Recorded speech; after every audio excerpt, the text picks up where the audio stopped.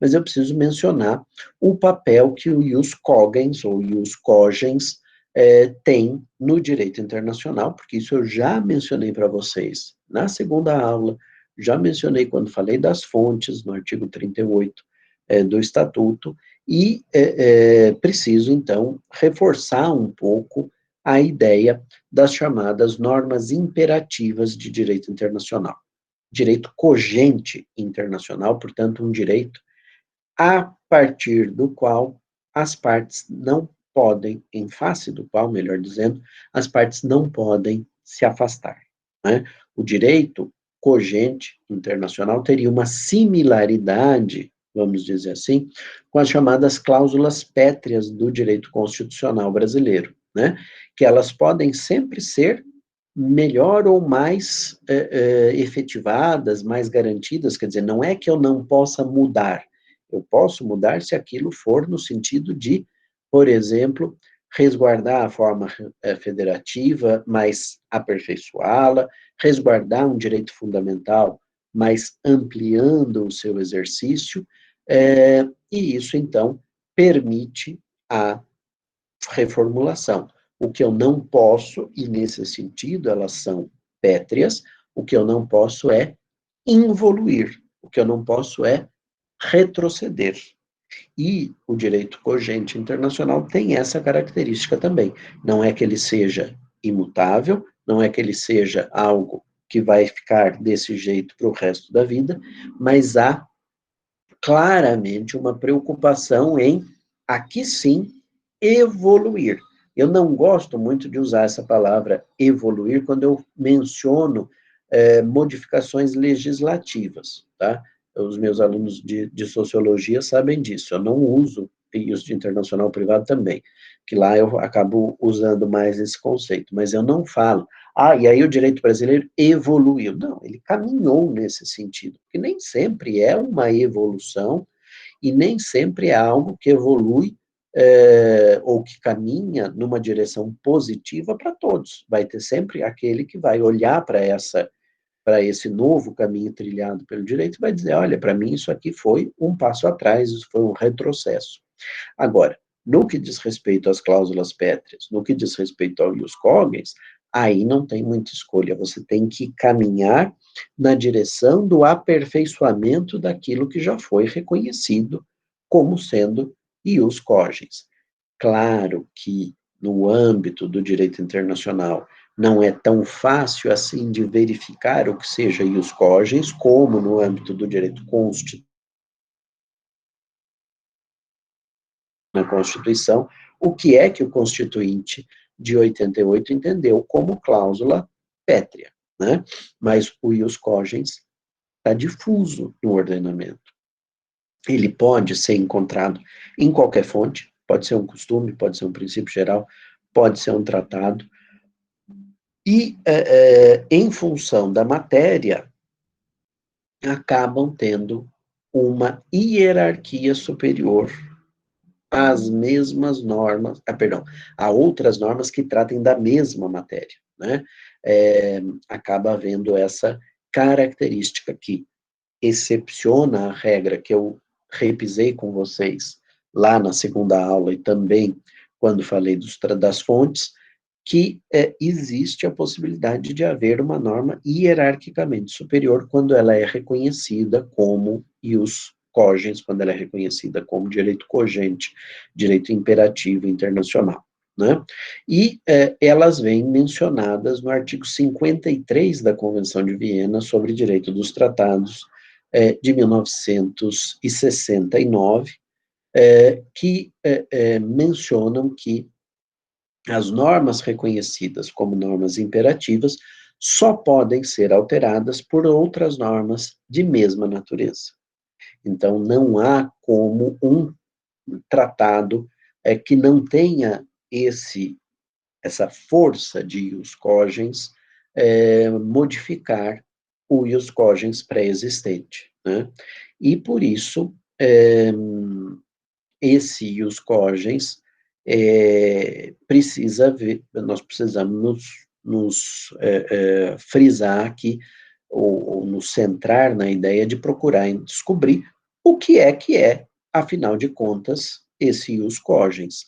E há uma enorme dificuldade no âmbito internacional, porque doutrina, jurisprudência nem sempre caminham na mesma direção, para dizer o que seja direito cogente internacional. Mas já há um mínimo consensual que atinge algumas normas do direito internacional, que seriam as normas de proibição da tortura, né, as normas de proibição do genocídio, as normas de proibição da pirataria e as normas de proibição da escravidão. Então, aquilo que atinge a vida humana, tortura, escravidão e genocídio, né? Pode não atingir a ponto de matar, como no caso da escravidão e da tortura, pode ser uma consequência, mas a simples submissão da pessoa humana a essas circunstâncias é considerado ius cogens internacional. E por isso nós não conseguimos assistir à prevalência de normas, ainda que os estados quisessem elaborá-las, que limitem a proibição da tortura, a proibição da escravidão, a proibição do genocídio. E o aspecto da pirataria, que sempre foi um problema muito forte no âmbito do direito internacional, sobretudo nas relações entre as nações que se engravam os mares, né? A pirataria acontece originariamente, sobretudo no mar. É claro que hoje você vê uma utilização por empréstimo dessa expressão para as chamadas falsificações, né, as contrafações de produtos ou até de coisas imateriais, como softwares e programas de computador, etc. Mas, na origem, a pirataria era uma prática realizada no ambiente das relações entre os estados que se encontravam, e particulares, né, praticavam a pirataria. E essa situação sempre foi vista como uma situação bastante complexa no direito internacional e, portanto, algo que precisava sofrer uma limitação, né, responsabilizando-se aqueles que se dedicavam a essa prática, e isso acaba também sendo considerado ius cogens internacional. Há alguns autores que mencionam também o uso da força no direito internacional como algo que se caracterizaria como ius cogens, mas não há consenso relativamente à extensão da proibição do uso da força como ius cogens. Então, eu estou só mencionando aqui que há um caminho nesse sentido, e esse instituto, ou essa classificação das normas, serve para proteger valores da sociedade internacional, da comunidade internacional, que não poderiam, então, sofrer qualquer tipo de restrição pela autonomia típica que os estados têm na submissão às normas do direito internacional. Eles não podem, pela construção de uma norma que vá num sentido contrário àquela estabelecida pela norma pré-existente de ius cogens, dizer, não, mas agora nós nos vinculamos a essa outra norma que permite, por exemplo, a tortura, e por isso nós vamos dar prevalência a esse tratado bilateral. Sei lá, estou imaginando uma hipótese absurda em que, sei lá, um Estado X faça um tratado com o Estado Y, dizendo, eu posso torturar as pessoas do seu país e você pode torturar as pessoas da minha nação. Uma coisa absurda, mas vamos imaginar que isso pudesse existir. Esse tratado não teria aplicabilidade, não teria validade, porque esbarraria nessa norma de ius cogens, portanto, hierarquicamente superior, que proíbe, em qualquer circunstância, o uso da tortura como prática no âmbito das relações internacionais e mesmo no âmbito do direito interno, considerando-se que, para todos os fins, nós, pessoas físicas, somos sujeitos de direito internacional também. Né? Então, os Estados assumiram o compromisso de impedir, de evitar, de estabelecer mecanismos até no âmbito interno para evitar a prática da tortura contra os seus próprios nacionais, e nesse sentido não haveria essa soberania do Estado. Contrapõe-se a ideia de ius cogens, em certa medida, aquilo que a gente costuma chamar de soft law, né? Um direito leve, um direito mole, um direito menos hard, né? Se contrapõe à ideia de hard law. São consideradas hard law as fontes principais do direito internacional privado, auxiliadas pelas fontes secundárias mencionadas.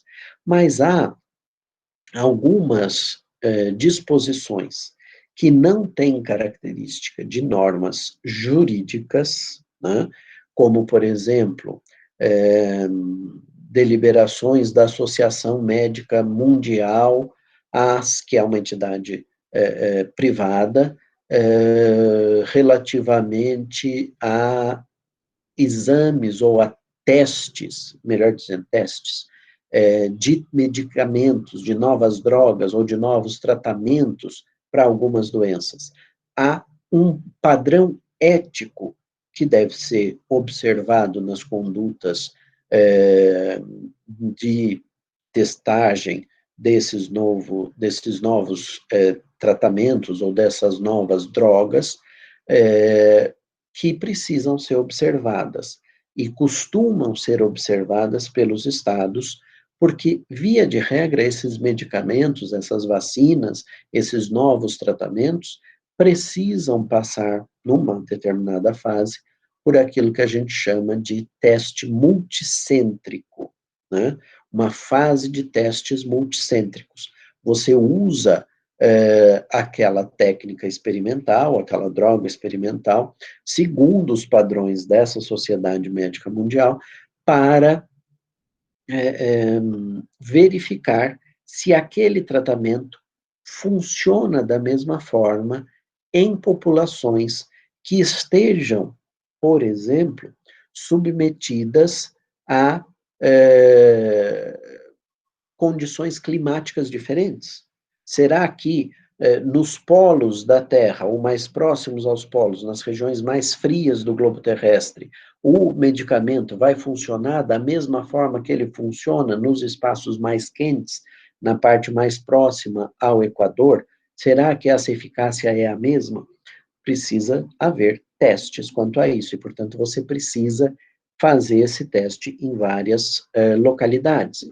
Outro aspecto, será que a carga genética de populações caucasianas e populações outras reagem, por exemplo, ao mesmo medicamento da mesma forma? Ou características genéticas que determinam, por exemplo, a cor da pele, a produção de melanina, né, a quantidade de melanina produzida no corpo, que dá uma pigmentação diferente na pele. Será que isso tem influência na eficácia do medicamento?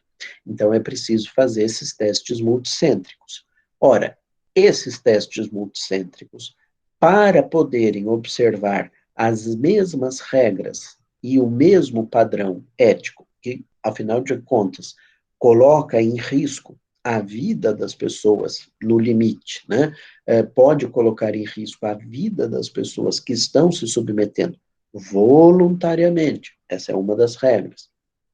A pessoa não pode ser obrigada a fazer esses testes, ela precisa querer, ela precisa aceitar, e para isso há uma recomendação de submissão a essa pessoa de um termo de consentimento livre esclarecido, como a gente chama em português, ou pela sigla TCLE. Né? Agora, isso não está num tratado, isso não está num costume, isso não está numa norma internacional, mas estaria regida por essa chamada soft law, né? Algo que não chega a ser uma norma, mas que vincula os estados, vincula os sujeitos de direito internacional a esse comportamento. Há uma grande disparidade de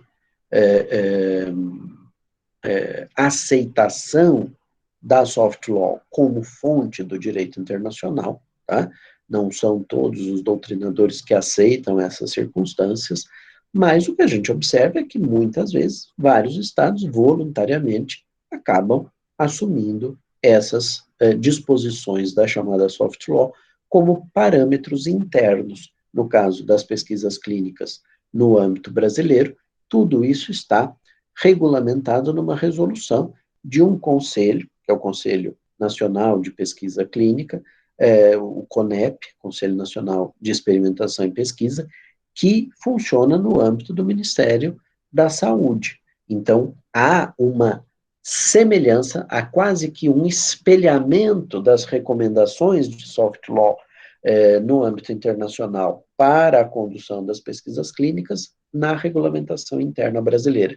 Até porque o Brasil é um país muito procurado para essas finalidades de testes multicêntricos, dada a disparidade de tipos de origens nacionais da população brasileira. Como a gente tem pessoas que advieram de praticamente todos os continentes, talvez a gente não tenha aqui aborígene australiano, né, aborígene da populações nativas da Oceania, mas tirando esse grupo populacional, praticamente todos os outros há alguma representação, e mais do que isso, há muita miscigenação na população brasileira, o que também é encarado pelos cientistas como um fator que permite testar esses novos tratamentos, essas novas medicações, essas novas drogas, essas novas vacinas, com um grau de eficácia maior do que se eu testar, por exemplo, na Finlândia,